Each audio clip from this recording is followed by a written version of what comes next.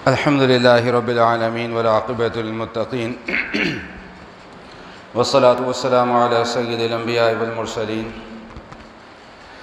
اللهم صل على روح محمد في الأرواح وصل على جسد محمد في الأجساد وصل على قبر محمد في القبور رب اشرح لي صدري ويسر لي أمري واحلل عقدة من لساني يفقهوا قولي سبحان ربك رب العزة عما يصفون وسلام على المرسلين والحمد لله رب العالمین۔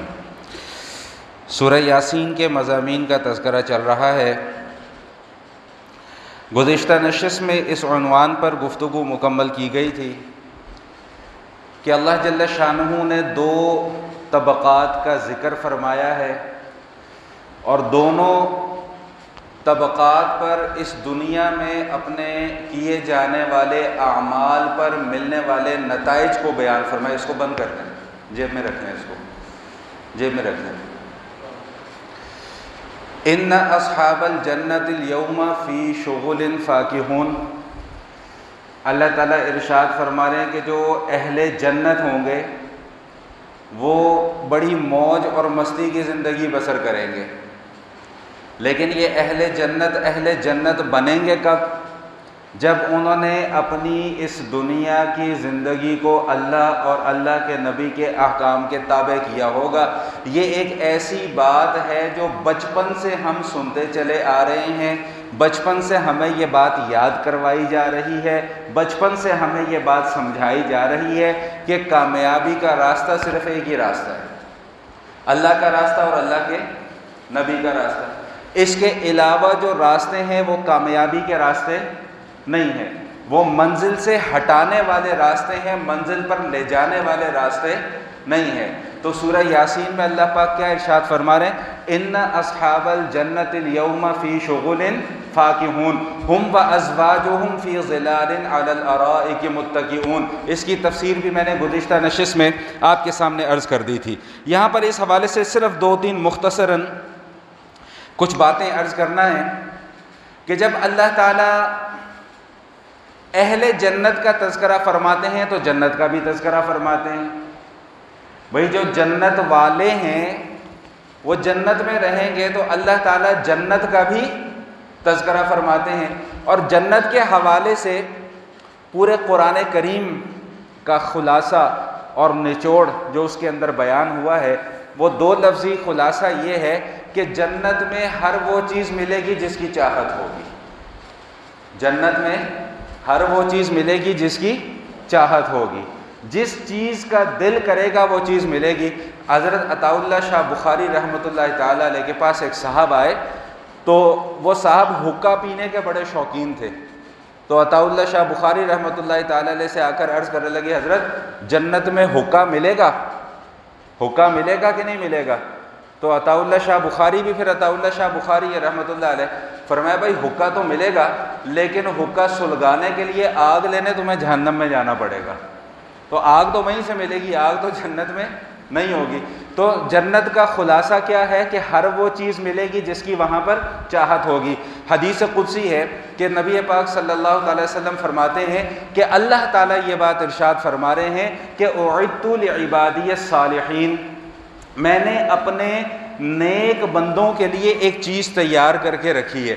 وہ چیز کیا تیار کر کے رکھی ہے کہ ما لا عین رأت، کسی آنکھ نے آج تک اس جیسی کوئی چیز دیکھی نہیں ہے، ولا اذن سمعت، کسی کان نے اس جیسی چیز کے متعلق آج تک سنا نہیں ہے، ولا خطر علی قلب بشر، اور کسی انسان کے دل کے اندر جنت کا کھٹکا بھی پیدا نہیں ہوا کہ جنت ہوگی کیا۔ ہم جو چیزیں آپ کے سامنے بیان کرتے ہیں وہ ایک مختصر ایک تصوراتی خاکہ ہے جو قرآن نے ہمیں بیان کیا، لیکن اصل جنت کیا ہے یہ وہیں پر جا کر پتہ چلے گا کہ اصل جنت ہے کیا۔ اب جب جنت والوں کو جنت کے انعامات ملیں گے اور جب جنت کے انعامات ملیں گے تو ان میں سے چند انعام ایسے ہوں گے کہ ان سے بڑا انعام کوئی نہیں ہے۔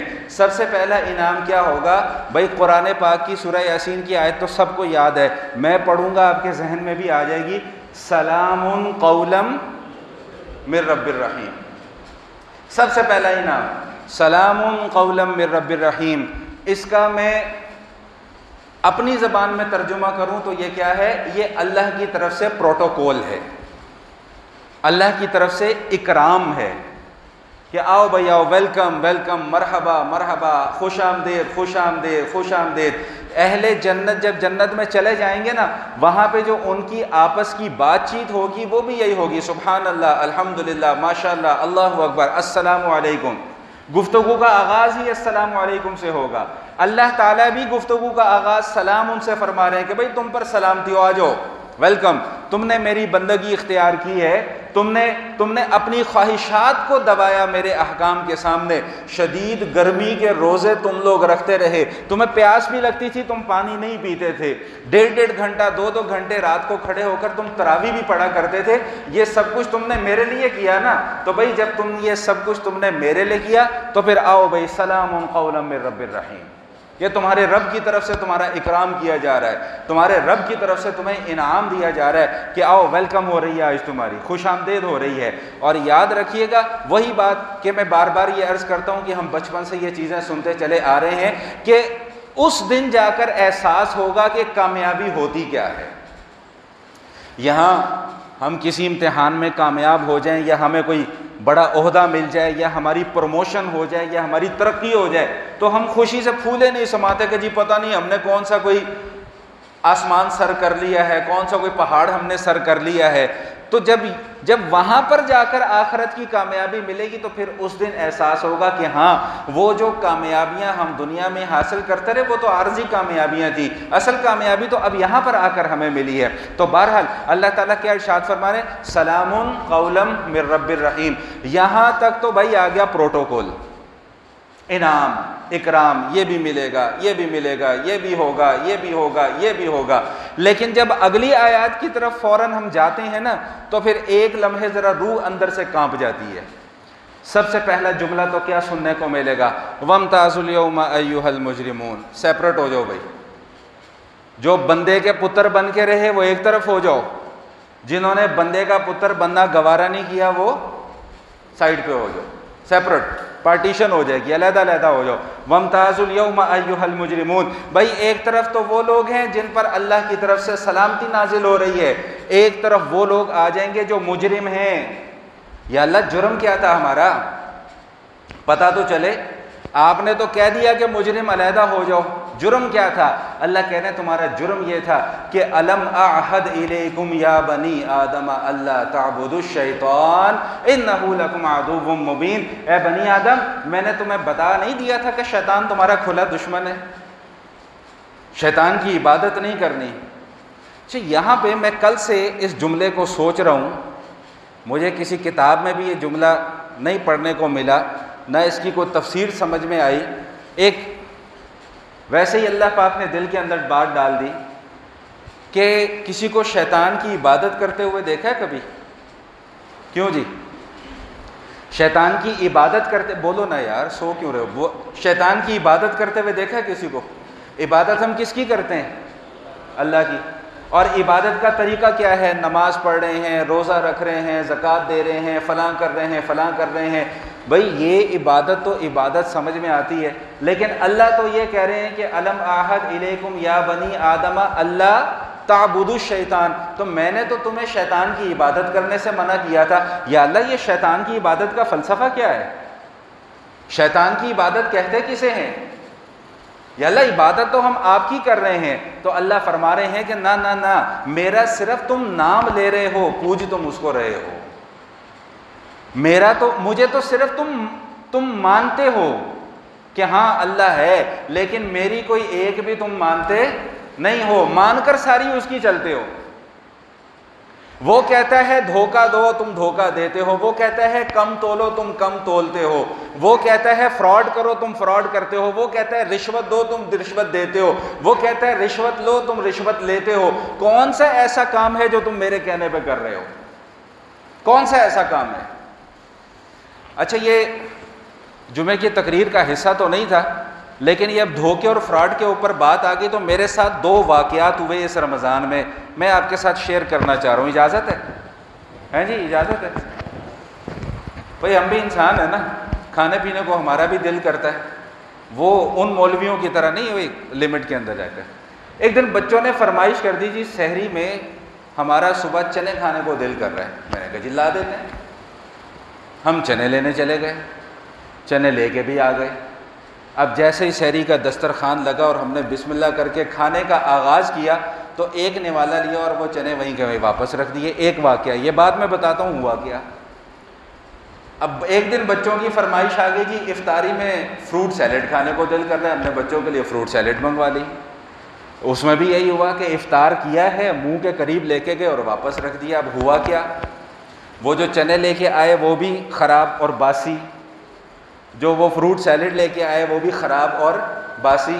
اور ہیں کیا ہم سارے کے سارے بھائی، ہیں بھائی، ہیں کیا ہم سارے کے سارے مسلمان، ہیں کیا ہم سارے کے سارے پکے جنتی، کنفرم جنتی۔ ہم تو ٹکٹ لے کے آئے نا اللہ سے کہ اللہ ہم نے بس جنت میں جانا ہے، اور کوئی جنت میں جانے کا حقدار اور مستحق ہے نہیں۔ تو بھائی اس طرح کی دو نمبریاں کر کے جنت نہیں ملے گی۔ یہ ہے وہ شیطان کی عبادت جو اللہ کہہ رہے ہیں نا کہ میں نے تو تمہیں منع کیا تھا کہ شیطان کی عبادت نہیں کرنی، لا تعبدوا الشیطان انہ لکم عدو مبین، وہ تو کھلا دشمن ہے۔ یا اللہ ہم کب شیطان کی عبادت کرتے تھے؟ اللہ گنوائیں گے کہ تم یہ شیطان کی عبادت کرتے تھے، تم گلے سڑے پھل بیچا کرتے تھے، تم گلی سڑی سبزیاں بیچا کرتے تھے، تم لوگوں کو اذیت اور تکلیف پہنچانے کا سبب بنا کرتے تھے، تمہاری زبان سے کوئی دوسرا محفوظ نہیں تھا، تمہارے ہاتھوں سے کوئی دوسرا محفوظ نہیں تھا، تمہاری آنکھ سے کسی کی بہن محفوظ نہیں تھی، تمہاری زبان سے کسی کی عزت محفوظ نہیں تھی۔ آج مجھ سے آ کر پوچھتے ہو کہ یا اللہ شیطان کی عبادت کیسے کرتے تھے؟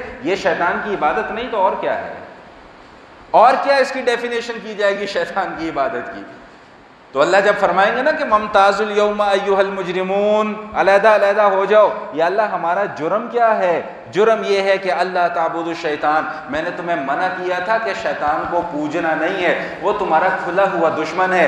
وَأَنِ اعْبُدُونِي هَذَا صِرَاطٌ مُسْتَقِيمٌ، اور میں نے یہ بھی تمہیں سمجھا دیا تھا کہ شیطان کا راستہ چھوڑ کر میرے راستے پر چلنا ہے، میرا راستہ ہی سیدھا راستہ ہے۔ اور تمہیں یہ بھی بتا دیا تھا کہ وَلَقَدْ أَضَلَّ مِنْكُمْ جِبِلًّا كَثِيرًا، کہ شیطان تم سے پہلے بہت سو کو گمراہ کر چکا ہوا ہے، تم کوئی نئے اس کا شکار نہیں بن رہے، تم سے پہلے ہزاروں اربوں کھربوں لاکھوں لوگ کروڑوں لوگ اس کا شکار بن چکے ہیں۔ اس کے باوجود بھی تمہیں یہ باتیں سمجھ میں نہیں آئیں۔ جب باتیں سمجھ میں نہیں آئیں تو لو ھذہ جہنم التی کنتم توعدون، بھائی یہ اب وہ جہنم ہے جو ہم تمہیں بتایا کرتے تھے۔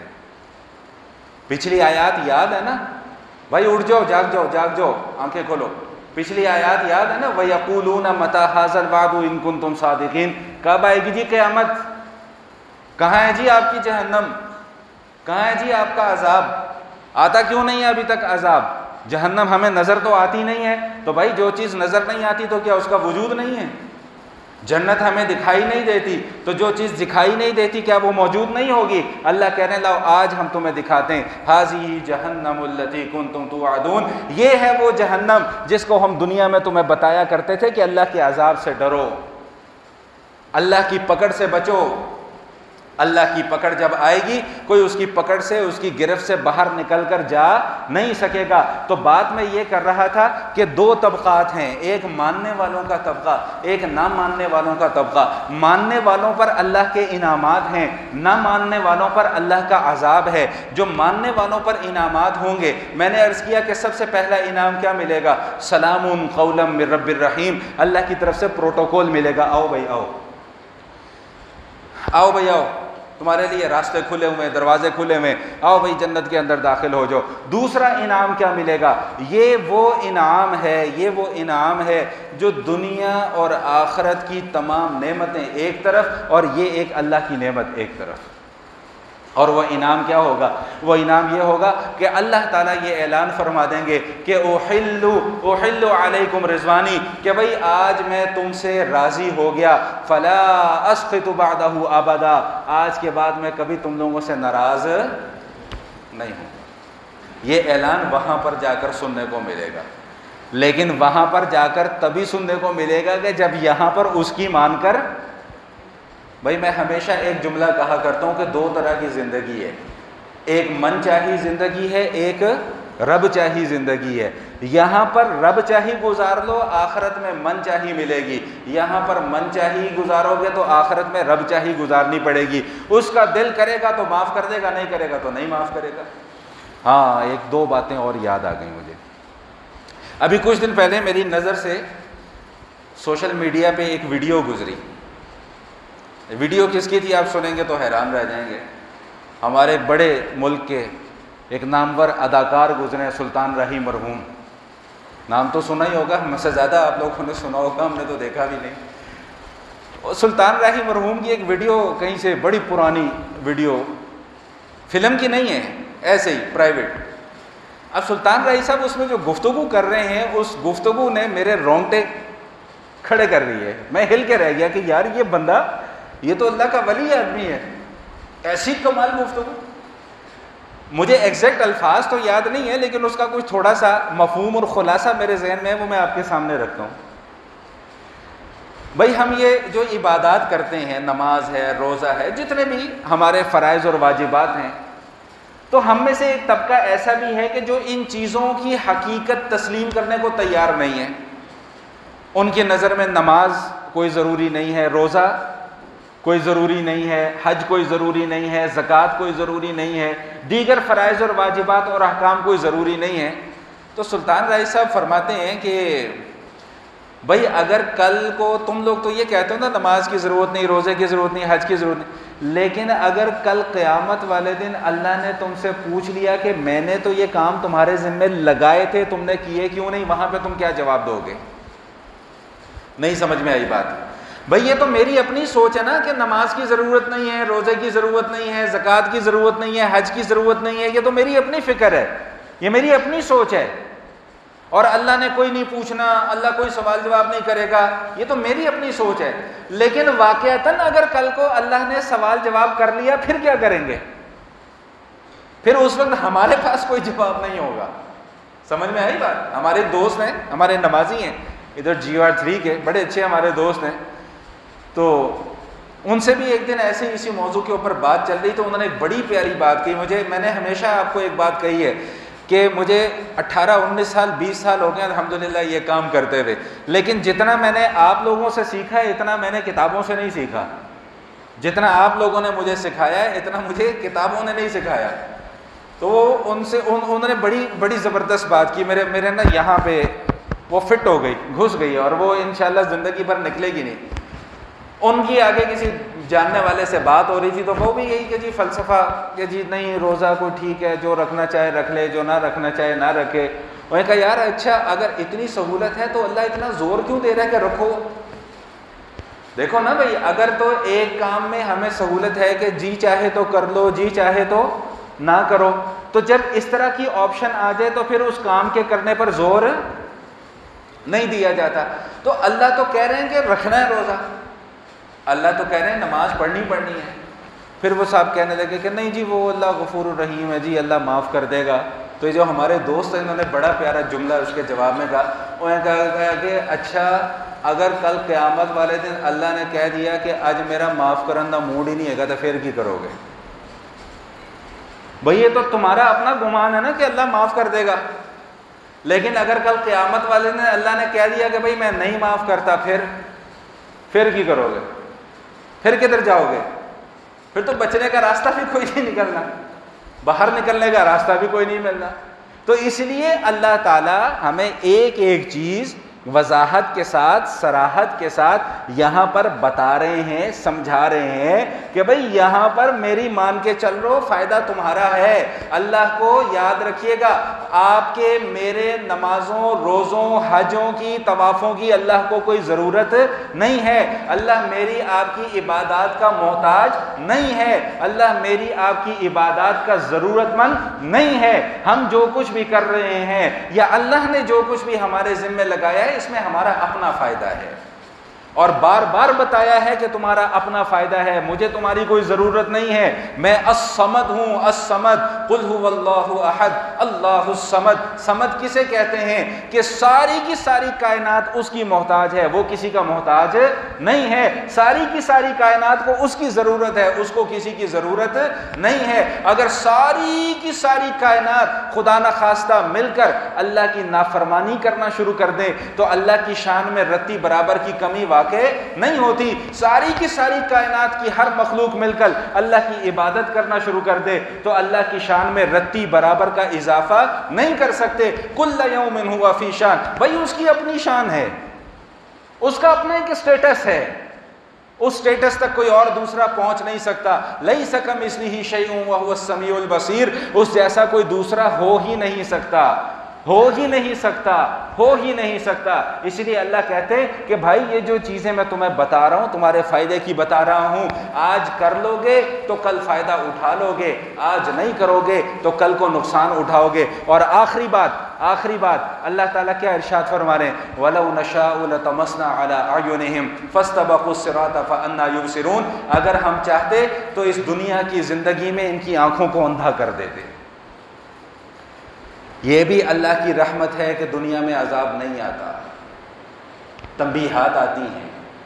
اس امت پر اجتماعی عذاب اللہ کی طرف سے مسلط نہیں کیا جائے گا۔ اللہ کہہ رہے ہیں کہ اگر ہم چاہتے تو ان کی خرمستیوں کا مزہ ان کو دنیا کی زندگی میں ہی چکھا دیتے، اگر ہم چاہتے تو ایسا کر سکتے تھے، لیکن جتنی ان کی دنیا کی زندگی تھی اتنا ہم نے ان کو چانس دے دیا، اتنے ہم نے ان کو موقع دے دیے کہ آ جاؤ اب بھی توبہ کر لو، اب بھی توبہ کر لو، اب بھی توبہ کر لو، اب بھی راہ راست پر آ جاؤ، اب بھی راہ راست پر آ جاؤ، ابھی بھی اللہ تعالیٰ نے تمہارے لیے انعامات مقرر کیے ہوئے ہیں۔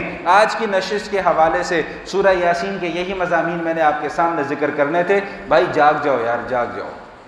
ہر جمعہ مجھے ایک ہی بات بار بار سمجھانی پڑتی، جاگ جاؤ جاگ جاؤ جاگ جاؤ، جاگ اٹھا ہے سارا وطن ساتھی، اٹھ جاؤ، نماز کا ٹائم قریب آ رہا ہے۔ ایک مسئلہ سن لو ذرا اچھے طریقے سے، اس لیے جگا رہا ہوں بار بار۔ مسئلہ کیا ہے بھائی؟ مسئلہ توجہ کے ساتھ سماعت فرمائیں اور آگے بھی جا کے بیان کر رہے ہیں، اور آج ہی کے دن مسئلہ یہ ہے کہ بھائی نماز کی ادائیگی ہمارے اوپر فرض ہے۔ فرض میں نے آپ لوگوں کو کیا بتایا تھا اگر یاد ہو کسی کو، کہ فرض کسے کہتے ہیں؟ جس کی معافی مرنے سے پہلے جس کی معافی نہیں ہے، تو نماز ہمارے اوپر فرض ہے۔ اب بسا اوقات ہو جاتا ہے کسی مجبوری کی وجہ سے یا کبھی سستی کی وجہ سے نماز چھوٹ بھی جاتی ہے، تو جب نماز وقت پر ادا نہیں کی تو اب وہ نماز کیا ہو گئی بھائی؟ قضا۔ بولیں بھائی سارے، کیا ہو گئی نماز؟ قضا۔ اب جب نماز قضا ہو گئی تو اس نماز کی قضا کرنا بھی اتنا ہی ضروری ہے جتنا کہ اس نماز کو ادا کرنا۔ بولیں بھائی، جاگ جاؤ نا یار، جاگ جاؤ۔ جتنا نماز کو ادا کرنا ضروری تھا اتنا ہی نماز کو قضا کرنا بھی ضروری ہے، کیونکہ فرض ہے اور فرض کی معافی نہیں ہے۔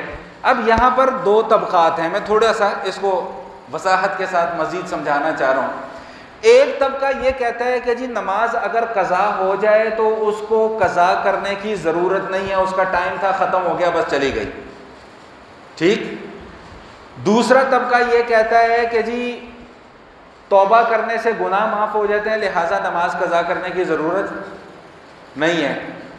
ایک نئی آئٹم مارکیٹ میں آ گئی پچھلے کو 4-5-6 سالوں سے، انہوں نے کہا نہیں، قضا کرنا بھی ضروری ہے، توبہ کرنا بھی ضروری ہے، لیکن قضا کرنے کا ایک آسان فارمولہ ہم تمہیں بتا دیتے ہیں۔ وہ آسان شارٹ کٹ اور فارمولہ کیا ہے بھائی؟ جمعۃ الوداع کو، جمعے کی نماز کے بعد 4 رکعت نماز ادا کر لو اس طریقے سے، تو 700 سال کی نمازیں بھی قضا ہوں تو وہ بھی ادا ہو جائیں گی۔ یہ مارکیٹ میں ایک نئی آئٹم آئی پچھلے کوئی 4-5 سالوں سے۔ اب سمجھ لیں ذرا مسئلے کو پورے طریقے سے۔ کیا ہو گیا؟ اس کو بند کر دیں، وہ وجہ چلا دیں، ابھی آ رہے ہیں، دیکھو ذرا شاید ہل گیا۔ اچھا بھائی آپ نے توجہ میری طرف رکھنی ہے، مول صاحب کو اپنا کام کرنے دیں، آپ نے میری توجہ میری طرف رکھنی ہے۔ اچھا میں کیا بتا رہا تھا؟ ہاں میں یہ سمجھا رہا تھا کہ اگر او بھائی مجھے دیکھ لو یار، وہ کوئی نیا کام نہیں کر رہے، پائپ صحیح کر رہے ہیں، ادھر میری طرف دیکھو سارے، یار عجیب قوم ہے. وہ ایک صاحب نا وہ موٹر سائیکل پہ جا رہے, موٹر سائیکل پہ, تو وہ ایسے ہی بلا وجہ اس کو شرارت سوجی, اس نے موٹر سائیکل کھڑی کی, پل کے اوپر کھڑا ہوا تھا اور یوں نیچے جھانکنا شروع کر دیا. وہ دوسرا آیا وہ بھی نیچے جھانکنا شروع ہو گیا, تیسرا آیا وہ بھی نیچے وہ جناب دیکھتے دیکھتے 2 منٹ کے اندر وہاں پہ 35-40 بندوں کی لائن لگ گئی, وہ سارے کے سارے یوں نیچے جھانکنا شروع ہو گئے. چھوڑ دیں, کام سے کام رکھا کریں بھائی. اچھا, جب نماز قضا ہو جائے تو بھائی 2 کام ہمارے ذمہ لازم ہیں. نمبر 1 توبہ کرنا, اور نمبر 2 اس نماز کی قضا کی ادائیگی کرنا. سمجھ میں آ گئی بات؟ اگر نماز قضا ہو جائے تو ہمارے ذمہ کتنے کام ہیں؟ 2 کام. ایک تو اس کی توبہ کرنا اور ایک نماز کو قضا کرنا. بات سمجھ میں آ گئی کہ نہیں آ گئی؟ یہاں تک تو شریعت کا حکم ہے. جتنی بھی نمازیں قضا ہوئی ہیں, اگر 10 سال کی نمازیں بھی قضا ہوئی ہیں تو 10 سال کی نمازوں کی قضا کرنا ضروری ہے. 10 سال کی نمازوں کی قضا کرنا ضروری ہے, اگر 10 سال کی بھی ہوئی ہیں. اگر 20 کی ہوئی ہیں تو 20 کی, اگر 30 کی ہوئی ہیں تو 30 کی, ان کی معافی نہیں ہے. توبہ کرنے سے گناہ معاف ہوگا, لیکن وہ جو آپ کی غیر حاضری لگی رہ گئی ہے وہ توبہ کرنے سے پر نہیں ہوگی, اس کے لیے دوبارہ حاضری لگوانی پڑے گی. یہاں تک مسئلہ سمجھ میں آ گیا کہ نہیں آ گیا؟ یہ تو جینون مسئلہ ہے. اب آ جائیں اس مسئلے کی طرف کہ جی جمعے کے دن, جمعۃ الوداع کے دن آپ مخصوص طریقے سے جمعے کے بعد 4 رکعت نماز ادا کر لیں. 700 سال کی نمازیں بھی آپ کے ذمہ ہوں تو ان کی قضا نہیں کرنی پڑے گی. کھلے لفظوں کے ساتھ یہ بات ذہن میں بٹھا لیں کہ ایسا کوئی حکم, ایسی کوئی حدیث ذخیرہ احادیث کے اندر موجود, بولو بھائی, موجود نہیں ہے.